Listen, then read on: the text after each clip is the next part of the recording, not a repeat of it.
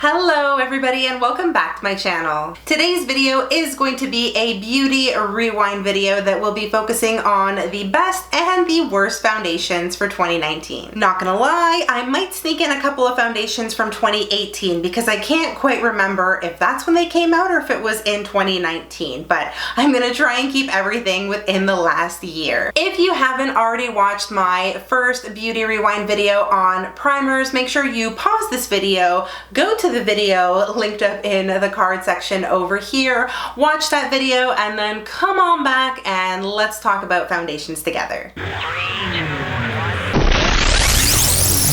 Before I dive into all of the good, the bad, and the ugly when it comes to foundations, I do want to put a disclaimer on this video to say that what might work for me may not work for you, and vice versa. What works for you may not work for me. So take everything I say with a grain of salt. Everybody has a different skin type and different preferences. And just for a little bit of background information, I'm going to tell you a little bit about my skin and the kind of needs that it has. I do primarily have oily skin year-round, except in the winter time when my skin turns a little bit combination, which means that I get dry around the perimeters of my face, but my T-zone primarily stays oily. I also have enlarged pores, I deal with rosacea, I have acne scarring, and I deal with a lot of texture on my skin. So when it comes to foundations, I am incredibly picky about what works and what doesn't for my very finicky skin. Now that we have all of that information out of the way, the only other thing I need to tell you is to make sure you subscribe to my channel if you aren't already,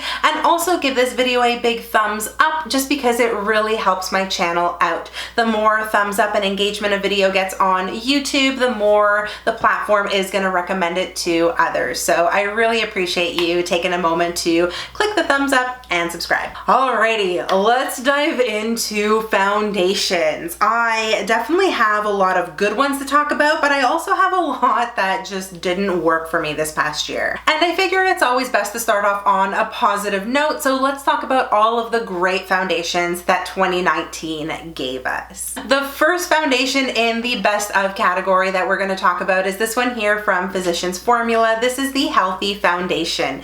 It is a favorite of mine. I love it. I'm pretty sure it came out in 2019, and if it didn't, it was probably like the tail end of 2018. Perhaps. Correct me if I'm wrong in the comment section, please. But this has been such a staple item in my collection. It's one that I have used consistently. You can see that I'm about at the halfway mark right now. There's just a little bit left.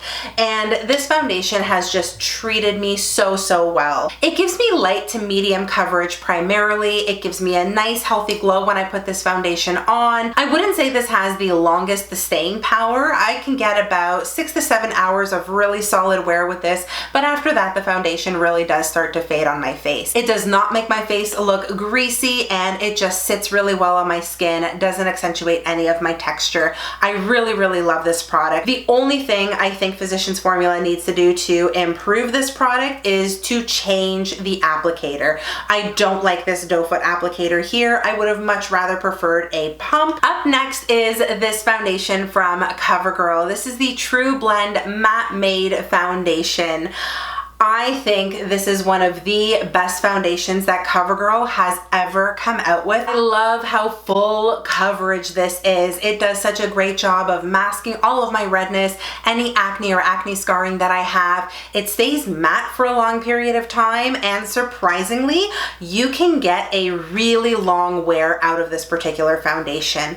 I also think the shade range for this is incredible. This foundation sits so well on my skin. It doesn't enhance any of my texture, and it doesn't break up throughout the day. It's just a solid foundation. Another one from the drugstore that I really enjoyed, and initially I was a little more neutral on, is this one here from L'Oreal. This is the Infallible Fresh Wear 24-Hour Foundation.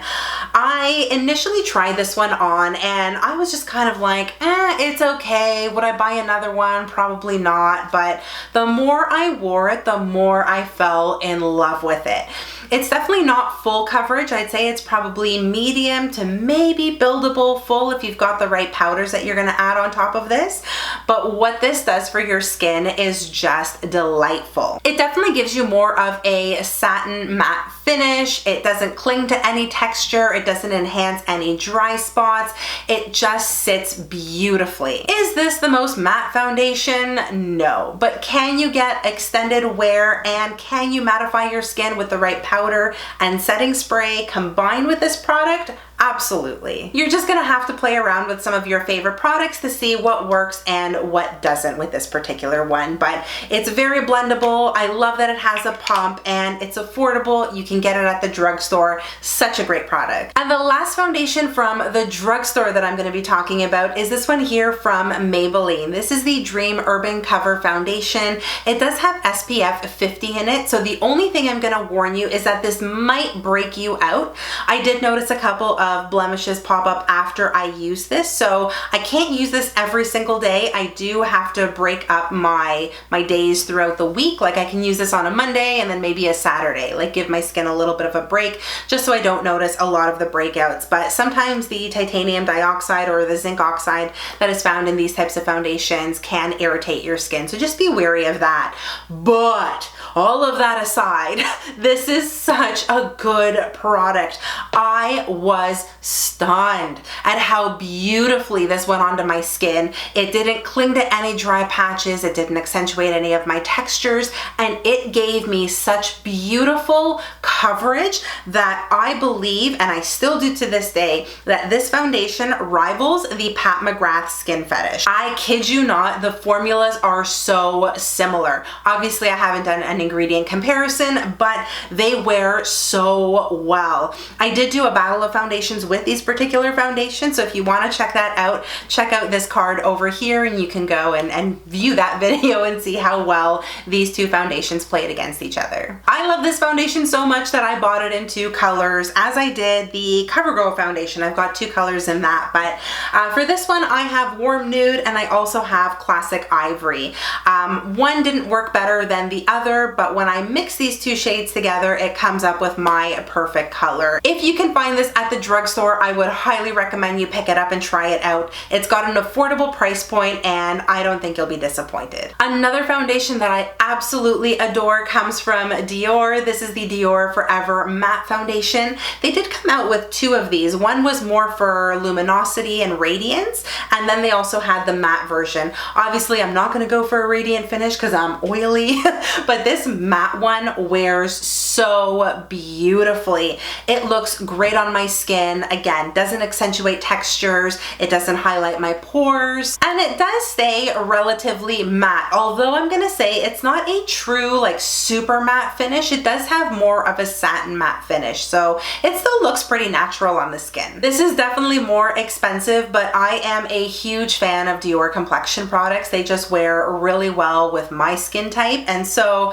I will always invest in these types of foundations. This one in particular was just so good. The other foundation from Dior that I'm including is this one here, which is the Backstage foundation. I love wearing this foundation on my face because it gives me such a natural look, even though it's got amazing coverage. Essentially, this foundation makes my skin just look better. It enhances its natural beauty. I am such a fan of this. The great thing about the Backstage collection from Dior is that you can wear it on your face, but you can also wear it on your body. So in case you want to do any sort of body makeup, maybe you have blemishes or scars that you want to cover up, this foundation will work really well on the body too, and it blends out beautifully. The only complaint that I have seen in other reviews of this particular foundation is that it doesn't provide enough coverage. For those of you who really like full coverage, like a full beat face, yeah, this foundation might not give you that, but is it going to even out your complexion and give you a really natural look? Absolutely. This foundation also photographs incredibly well. I cannot recommend this one enough. I can't do a best of foundation for 2019 video without talking about Pat McGrath's Skin Fetish foundation. This is one of the most expensive foundations I own. It comes in at around 90 Canadian dollars, which is really up there. Do I think it's worth $90? Probably not. If I'm being entirely honest with you and with myself, I probably wouldn't repurchase this foundation, but am I glad I have this in my collection? Absolutely. I think this wears so beautifully on my skin. It doesn't cling to any dry patches. It gives me light to medium coverage, so it's definitely not full coverage, and it just enhances your skin and makes you look great. This foundation has a matte to natural finish, so it's gonna photograph really well. It's gonna look great in person. It's not gonna give you cake face, so again, if that's something that you're looking for, avoid this foundation, but I really enjoy it. I'm certainly happy to have it in my collection, and if you do have the extra dollars lying around, this is definitely one that I would recommend. And the last foundation that I am going to talk about comes from a brand that I have had such a love-hate relationship with. I have struggled to find really great products from this brand, and I was so nervous going into this particular foundation review when I initially did it, but I was also pleasantly surprised with the results. And if you've been with me for a while, you know the brand I'm talking about is Charlotte Tilbury. This is the Airbrush Flawless Foundation. Mine is in the shade 4N. I do have this foundation in 2 shades. 4N is a great match for me right now. It is what I'm wearing on my skin at the moment.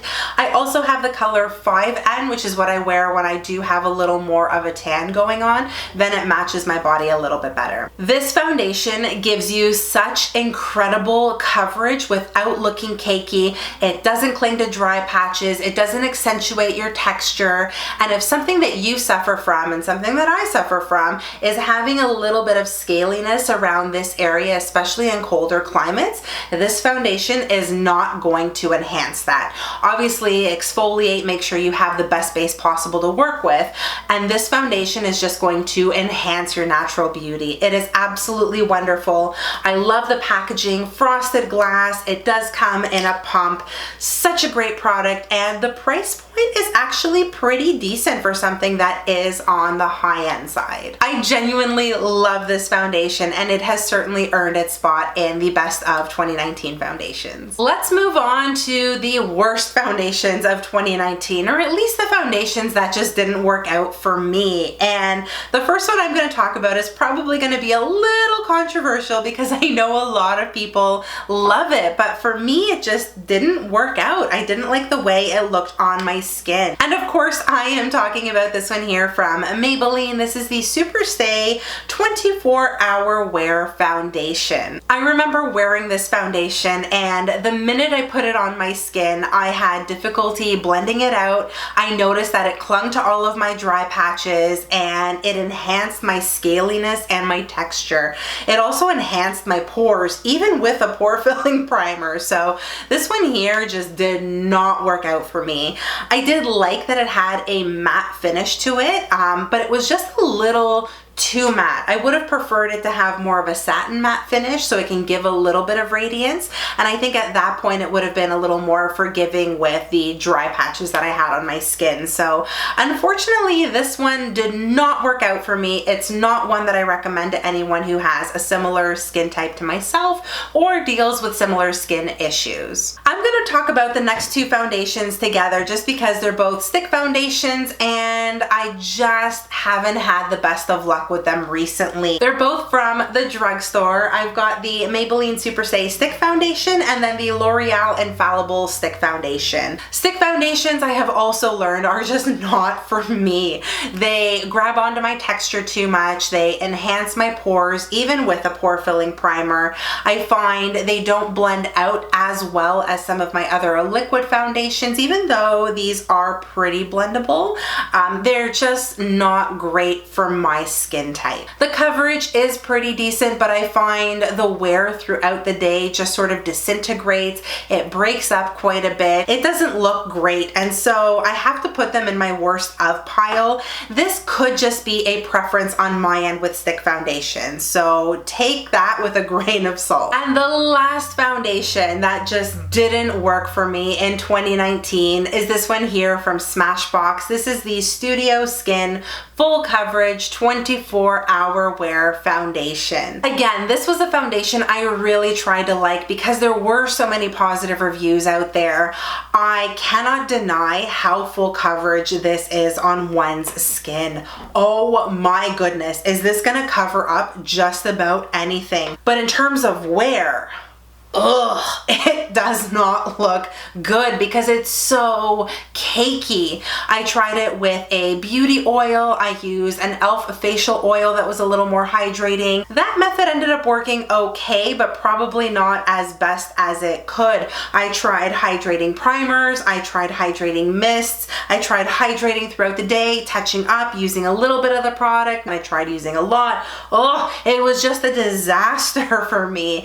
It did not look good. I just struggled with this foundation so much, and for that reason it's in my worst of category. I understand that this might be a holy grail for some people, but for me it just did not work out, unfortunately. Wow, I feel like those were a lot of foundations to talk about, but 2019 seemed to be the year of complexion products. So many came out, and I hope this gives you a good breakdown of what worked for me and what didn't work for me. And now I'm going to turn the floor over to you. Let me know in the comments section what foundations you ended up loving this past year and what foundations maybe didn't work out the way you had hoped. I always love hearing from you, and I definitely want this comment section to turn into a what to buy and what not to buy. Let's save each other some money. And that's going to do it for this beauty rewind video that's focusing on foundations. I hope you guys found it helpful. If you did, you know the drill. Give it a big thumbs up and also subscribe to my channel so you don't miss any of my upcoming